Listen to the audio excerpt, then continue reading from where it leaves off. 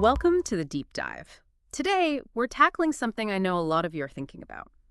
That journey from arriving in New Zealand on a student visa, specifically maybe as a master's or PhD student, to actually settling down here as a permanent resident. Yeah, it's a path many international students hope to take. Exactly. So think of this as, well, maybe your guide. We want to understand the steps, the processes, and yeah, the key things you really need to keep in mind for that transition. And our mission here is really to break down those crucial stages. We'll look at the student visa itself, what work you can do, that vital post-study work visa, and then the routes to permanent residency, focusing, on the skilled migrant category. And we absolutely have to talk about the green list jobs, right? Oh, Their yeah, significance. Definitely. Especially relevant for many postgraduate fields. Okay, let's dive in at the beginning. Student visa. This is square one. It all starts once you get that offer, that acceptance, from a New Zealand university or institution. That's the key trigger. For master's or PhD applicants, securing that offer is the first major hurdle. So once you have that offer letter in hand, what's next for the visa application? Well, you'll need to submit that official acceptance, obviously. Then comes the proof of funds, showing you can cover your tuition fees, which, let's be honest, for postgrad can be pretty hefty. Mm-hmm. And your living costs while you're here. Plus, you've got to meet the health and character requirements. That's right. The health and character checks, I imagine those are quite thorough, particularly if you're coming for a longer PhD program. They are, yes. They need assurance about, your health status and that you're of good character. It's pretty standard but important. So it's really about showing you're academically accepted, financially stable for your stay, and meet those basic good standing requirements. Exactly. And once granted, that visa is your ticket to live and study here for the full duration of your master's or PhD. Now, something really practical for many postgrads is working while studying. Is that generally allowed? Yes, it usually is. Your student visa typically lets you work up to 20 hours per week during term time. Okay, 20 hours. And then, during the scheduled holidays, like over summer, you can often work full-time, which is great for helping with expenses. Definitely helps balance the budget. But is it just about earning money? Or is there a strategic element, especially for, say, a PhD student? That's a really good point. Well, any income helps. Ideally, you want to try and align that work with your field of study. Think long-term. Ah, right. So it's not just taking any job. I mean, you can, but it's more beneficial if you can find something, even part-time, that gives you relevant experience or industry connections. If you're doing a PhD in biotech, maybe lab assistant work, or for a master's in engineering, perhaps some related technician work. Makes sense. Plant those seeds early for your career here. Precisely.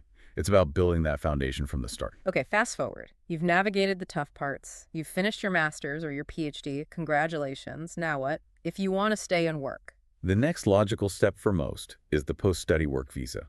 This is a really crucial bridge. And the great thing about this one initially is that you don't actually need a job offer to apply for it, correct? That's right. It gives you that breathing room, that time to search for a suitable role after you graduate without the immediate pressure of sponsorship. It's just huge. How long does this visa typically last? Does it vary for master's and PhD grads? Yes, it does. And this is where having that postgraduate qualification really helps. If you've completed a master's degree, you could be eligible for a post-study work visa for potentially up to 3 years. 3 years? That's quite a decent chunk of time. It is. And similarly, for PhD graduates, you're generally looking at a 3-year post-study work visa too. It provides a really solid window to gain that relevant New Zealand work experience in your specialized field. So that post-study work visa period is really your time to shine, professionally speaking. Gain experience, make connections. Absolutely. It's invaluable for building your professional track record here before you think about the next stage. Which brings us to the ultimate goal for many, permanent residency.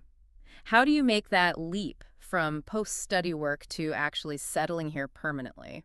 The main pathway, especially for skilled graduates like those with masters or PhDs, is the skilled migrant category, or SMC, as it's often called. SMC, okay. And what are the core requirements there? I assume having a job is pretty central. Yes, typically you'll need a job offer, and crucially, it needs to be in an occupation that's considered skilled. Your advanced degree often naturally leads you towards these kinds of roles. So the skills you gained during your master's or PhD are directly relevant here. It's not just about any job. Exactly. And there's a point system involved. You claim points based on various factors. Ah, the point system. What kind of things give you points? Things like your age, your qualifications, and a master's or PhD scores highly hear your work experience, both overseas and especially any skilled work experience you've gained in New Zealand. So that time on the post-study work visa becomes really important for points too. Very important.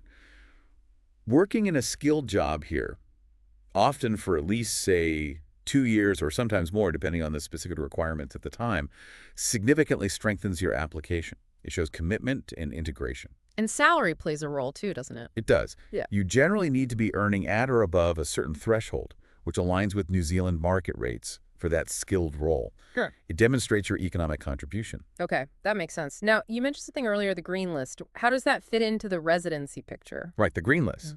This is basically a list of occupations where New Zealand has identified a real ongoing shortage of skilled workers, high demand roles. So it's like a priority list for immigration. In a way, yes.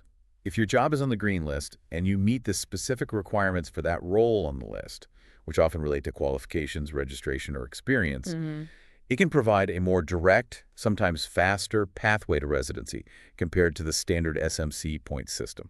Interesting. What kind of jobs are we typically talking about on this green list? I imagine some postgraduate fields feature heavily. Definitely. You often see roles in healthcare doctors, nurses, specialists, lots in engineering, civil, electrical, chemical. IT is huge. Software developers, cybersecurity analysts, construction project managers, sometimes scientists or specific technical roles too. So for our listeners doing a master's or PhD in, say, software engineering or certain health sciences. It's absolutely worth checking that green list. If you can secure a job offer in a listed occupation that matches your skills and qualifications, your path to residency could be significantly smoother. That's a massive advantage, potentially. Okay, so we've covered the main stages. As we start to wrap up, what are some essential practical tips for someone navigating this, especially a post-grad student? Okay, tip number one, particularly vital for postgrads, that network. Start during your studies. Go to industry events, university career fairs, connect with people in your field online and offline. Don't just stay in the academic bubble. Exactly. Those connections can lead directly to opportunities, especially during that post-study work visa period. Yeah. Which leads to tip two. Really focus on gaining relevant work experience then.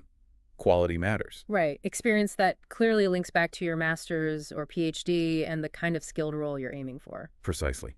Third tip. Stay informed. Immigration policies can and do change. Keep an eye on the official Immigration New Zealand website. Don't rely on hearsay. Good advice. Things can shift. They can. And finally, if it feels complex or you're unsure, consider getting professional advice. Talk to a licensed immigration advisor. They understand the nuances, especially for postgrad pathways. Yeah, sometimes professional guidance can save a lot of stress and potential mistakes. It's an investment. It really can be. What stands out to you as maybe the most critical piece for master's and PhD students in all this? For me, I think it's that strategic alignment right from the start, realizing that your choice of study, the part-time work you might do, the research connections you make, it all builds towards that residency goal. It's not separate stages. It's one continuous journey that needs, well, planning. That's a great way to put it. It requires foresight. And look, for you listening, remember, as a master's or PhD student, you're bringing valuable high-level skills to New Zealand. Yes, skills that are often in demand. Exactly. So while it takes planning, effort, and definitely persistence, achieving permanent residency here is a realistic goal for many postgraduates. So that's our deep dive focused on you masters and PhD students navigating the path from student visa to PR in New Zealand. We really hope that's provided some clarity and some useful insights for you. Yeah, and if you found this focus helpful and you want more insights into studying, working, and living in New Zealand, do make sure you subscribe to the deep dive. We've got more planned. Please do. And if you know other post-grad students, maybe colleagues in your lab or course who are wondering about this stuff, definitely share this deep dive with them. So a final thought, perhaps, specifically for you as postgraduate students listening. Given your specialized skills and the potential demand for them here, what's one proactive step you could take, maybe even this week, to better position yourself for that future transition to residency? Something to think about. Great question to leave folks with. Thanks for joining us on the deep dive. We'll catch you next time.